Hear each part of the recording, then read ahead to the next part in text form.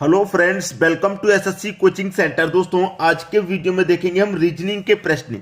और प्रश्न जो स्क्रीन पर लिखा हुआ है दोस्तों, इस प्रश्न की अगर मैं बात करूं, कह रहा है निम्न विकल्पों में से विषम को चुनिए। तो आपके पास चार ऑप्शन हैं, इनमें से कोई एक विषम है, सबसे अलग है, तीन किसी न किसी प्रकार से समान होंगे और कोई एक अलग होगा, वही अलग बताना है।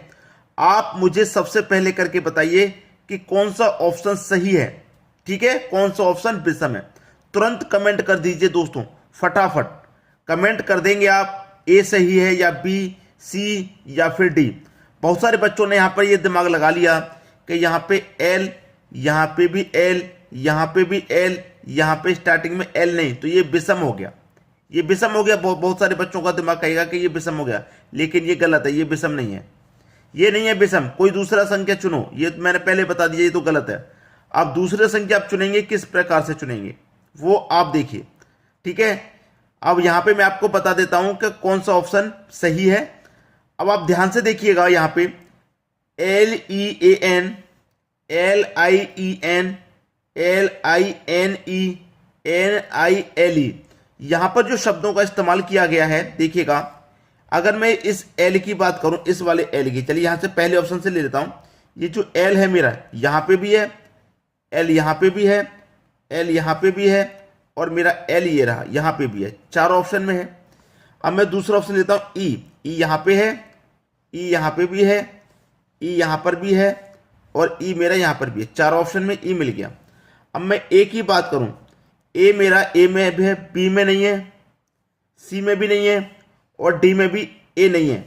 एन की बात करूं, एन मेरा यहां पे भी है, एन मेरा यहां पे भी है, और यहां पे भी है एन, और यहां पे भी है। ठीक है, ए नहीं है किसी में। आई की बात करूं, आई इसमें भी है, आई इसमें भी है, आई इसमें भी है। तो दोस्तों ये कि LIEN, ये जो चार अक्षर आपको दिए गए हैं वो इन तीनों में समान दिए गए हैं, लेकिन इसमें क्या है, आई की जगह पर ए दे दिया गया। ठीक है भाई, LIEN, ठीक है, LIEN, LIEN, लेकिन LI नहीं है, यहां पे ए दे दिया गया, तो ये आपका भिन्न हो जाएगा, सबसे अलग हो जाएगा। पहचानने का तरीका बता रहा हूं। पहला ऑप्शन आपका बिल्कुल सही जवाब। अब देखेंगे अगला प्रश्न। अगला प्रश्न है, M-N में से M+N घटाने पर कितना होगा। उसने कहा है M-N में से M+N घटाने पर, घटाने की क्या है, तो उसने घटा दीजिए, उसने घटाने के लिए बोला तो घटा दीजिए। अब ये कितना होगा इसका मान। अब देखिए, ये प्लस का M, ये माइनस का M, तो प्लस माइनस का M कट जाएगा, माइनस का N, ठीक है, माइनस का N, और माइनस माइनस का गुणा इसमें होगा प्लस में। देखिए माइनस का N और माइनस का N, ठीक है, प्लस माइनस क्या हो जाएगा, माइनस ही तो हो जाएगा। ये माइनस का N, ठीक है, और देखिए माइनस प्लस का गुना क्या हो जाएगा, ये माइनस का N। तो एक माइनस का N और एक माइनस का N मिलकर के क्या हो जाएगा, 2 माइनस का N, माइनस का 2N ही तो हो जाएगा। तो माइनस का 2N कहां पर दिया गया भाई, पहले ऑप्शन में। ये आपका सही जवाब हो गया। ठीक है, अब देखेंगे अगला प्रश्न। अगला प्रश्न है, लुप्त संख्या ज्ञात करो। आपके पास यहां पर देखिए एक आपको आकृति दी गई है, यहां पे 594, 198, क्वेश्चन मार्क 66। तो ये क्वेश्चन मार्क वाली संख्या कैसे आएगी, वही आपको थोड़ा सा दिमाग लगाना है, बस थोड़ा सा, ज्यादा नहीं। प्रश्न इतना कठिन नहीं है जो कि ज्यादा दिमाग लगाना पड़े, प्रश्न आसान ही है, तो थोड़ा सा दिमाग लगाइए, बस आंसर आ जाएगा। हमें क्या दिया गया यहाँ पे, हमें दिया गया 594, हमें दिया गया भाई 594। अगर इस 594 में 3 से भाग दूं, 3 से कटाता हूं, कितनी बार में कटेगा, देखिए 3 एक कम 3, 2 बचेगा, 9 लगा देंगे 29, 3 निमे का 27, 2 बचेगा 24, 3 अट्ठे 24, 198 बारी चला गया, और आपको ये क्या दिया गया, 198। ठीक है, मेरे पास ये क्या है, 66, मेरे पास ये 66 है। यहां मैंने 3 से डिवाइड दिया, यहां भी 3 से दे दूं भाई, 3 दूने का 6, 3 दूने का 6, 22 बारी चला गया। तो यहां पर कौन सी संख्या आ जाएगी, यहां पर आ जाएगी दोस्तों आपकी 22, जो कि डी ऑप्शन में दिया गया है। समझ में आ गया। अब देखेंगे अगला प्रश्न। अगला प्रश्न है, अखबार का कनेक्शन आपका प्रेस से है, तो कपड़े का कनेक्शन किससे होगा। इनका रिलेशन बनाना होता है, कनेक्शन इनमें जुड़ा हुआ होता है। अब अखबार का जो कनेक्शन है वो प्रेस से कैसे है, और कपड़े का फिर उसी तरीके से बता देना है, भाई दर्जी से होगा कपड़े का, या वस्त्र या तंतु या मिल्क किससे होगा। अब यहां पर सीधा सीधा आपको मालूम होगा कि जो अखबार है ये प्रेस में बनता है, ठीक है, प्रेस से छपता है, प्रेस में बनता है अखबार। कहां पे तैयार किया जाता है अखबार? प्रेस में। उसी तरीके से कपड़ा कहां पे तैयार किया जाता है? आप बोल देंगे मिल में, बस खत्म, यहां पे मिल आ जाएगा। तो थोड़ा दिमाग लगाएंगे, आंसर बड़े बड़े सॉल्व हो जाएंगे। अब देखेंगे अगला सवाल। अगला प्रश्न है, विषम शब्द का चयन करें। दही, मक्खन, तेल, पनीर, क्रीम, इनमें कोई एक शब्द विषम है, सबसे अलग होगा, वही आपको बता देना है। क्रीम, पनीर, तेल या ये चार ऑप्शन है। क्रीम सबसे अलग है, पनीर, तेल या दही, क्या चीज सबसे अलग है? बहुत सारे बच्चे कहेंगे कि यहां पे अगर मैं बात करूं पनीर की, ये एक अलग है, क्रीम एक अलग चीज है, तेल अलग चीज, मक्खन अलग, दही अलग। सबका अपना अलग अलग तरीका है सोचने का। पता नहीं कितने बच्चे अलग अलग आंसर देंगे, लेकिन यहां पर एक चीज को अगर आपने नोटिस कर लिया, एक चीज को, तो आंसर सही आएगा। नोटिस क्या करना है कि मैं चाहे दही की बात करूं, चाहे मक्खन की बात करूं, चाहे पनीर की और चाहे क्रीम की, दही, मक्खन, पनीर, क्रीम, ये सभी चीजें दूध से बनती हैं, ठीक है, लेकिन तेल इसमें एक अलग चीज है, ठीक है भाई। दही, मक्खन, पनीर और क्रीम ये सब दूध से बने हुए प्रोडक्ट हैं, दूध से तैयार किए जाने वाले, लेकिन तेल दूध से तैयार नहीं किया जाता। तो ये तो एक समान हो गए, क्रीम, पनीर, मक्खन और दही ये सब एक समान हो गए, तेल इनमें सबसे अलग हो जाएगा, यही विषम है। तो सी ऑप्शन क्या हो गया प्रश्न का सही जवाब। अब देखेंगे अगला प्रश्न।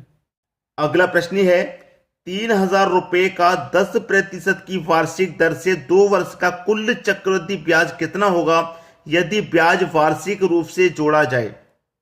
देखिए यहां पर प्रश्न है 2 वर्ष के लिए चक्रवृद्धि ब्याज का ये प्रश्न है, तो 2 वर्ष के लिए तरीका होता है।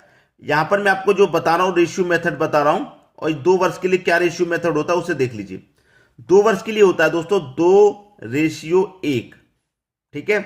अब राशि कितनी है आपके पास? 3,000 है, 3,000 की राशि है, प्रतिशत की दर दी गई है 10, तो 3,000 का 10% निकाल लो, परसेंट का मतलब बटे में 100, 0 से 0 गया, 0 से 0 कितना निकल गया भैया? 300। इस 300 को पहले वाले रेशियो के ऊपर लिख दो, ठीक है। अभी दूसरा रेशियो खाली है, इसके ऊपर भी कुछ ना कुछ लिखा जाएगा, इसके ऊपर लिख दिया हमने। अब यहां पर 300 है ना, अब 300 का फिर से 10% निकालो, ठीक है, फिर से 10%, 0 से 2 जीरो कट के 30 बचा। इस 30 को इस वाले जीरो रेशियो के ऊपर लिख देना है। जो सबसे पहले सॉल्व होगा इसके ऊपर, फिर इसके ऊपर जो आया है उसी का 10% निकालेंगे, जो रेट है उसी को निकालेंगे, इसके ऊपर लिख दिया। अब 300 का 2 गुना कर दो भैया 600, 30 का 1 गुना कर देंगे भैया, यहां पे कितना हो जाएगा? 30 से कम 30, जोड़ दीजिए 630, कितना हो गया भैया चक्रवृद्धि ब्याज? 630। डायरेक्ट आंसर निकल के आता है इससे, बी ऑप्शन बिल्कुल सही। क्लियर दोस्तों। अब देखेंगे अगला प्रश्न। अगला प्रश्न है, वैभव 2 दिन में 10 पूरी तथा सौरभ 1 दिन में 20 पूरी खाता है, वैभव और सौरभ मिलकर 250 पूरियां कितने दिनों में खाएंगे। यहां पर कहा गया है कि वैभव 2 दिन में 10 पूरी खा रहा है, कितने दिन में? 2 दिन में 10 पूरी खा रहा है, और सौरभ 1 दिन में 20 पूरी खा रहा है। जो सौरभ है वो 1 दिन में 20 खा रहा है, ठीक है, सौरभ 1 दिन में कितनी खा रहा है? 20। अब यहां पे क्या करना है, देखिए आपको ध्यान ये देना है कि इसका ये 2 दिन का काम है वो 10 है, और यहां पे सौरभ का जो 1 दिन का काम है वो 20 है। तो हमें या तो दोनों का 1 दिन का काम बना लेना है, या तो मैं क्या करूं दोनों का 1 दिन का काम बना लूं, ठीक है। अब यहां पर देखिए 2 तरीके होते हैं इस प्रश्न को करने के। हमसे कहा गया है कि वैभव और सौरभ मिलकर 250 पूरियां कितने दिनों में खाएंगे। वैभव और सौरभ ये दोनों जब मिल जाएंगे तो 250 पूरियों को कितने दिनों में खाएंगे, उसने हमसे ये बात कह दी है, ठीक है। अब यहां पर देखिए 250 पूरियों को खाना है, टोटल पूरी खाने के लिए कही गई है हमें 250 पूरियां हैं टोटल, ठीक है, 250 पूरी। अब यहां पे हम क्या करेंगे, सौरभ का 1 दिन का काम 20 है, तो वैभव का भी हम 1 दिन का काम निकाल लेंगे। ये 2 दिन में 10 खा रहा है, तो 1 दिन में कितना खाएगा? 5 खाएगा, ठीक है। अब ये दोनों मिलकर के 1 दिन में कितनी खा लेंगे भैया? सौरभ 1 दिन में 20 खाएगा, वैभव 1 दिन में 5 खाएगा, दोनों मिलकर के 1 दिन में 25 खा लेंगे। एक दिन में 25 खा रहे हैं, खानी कितनी है 250।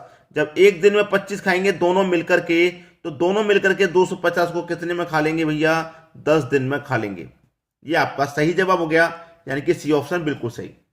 उम्मीद करूंगा सभी को प्रश्न आसानी से समझ में आ गया होगा। ठीक है दोस्तों, धन्यवाद।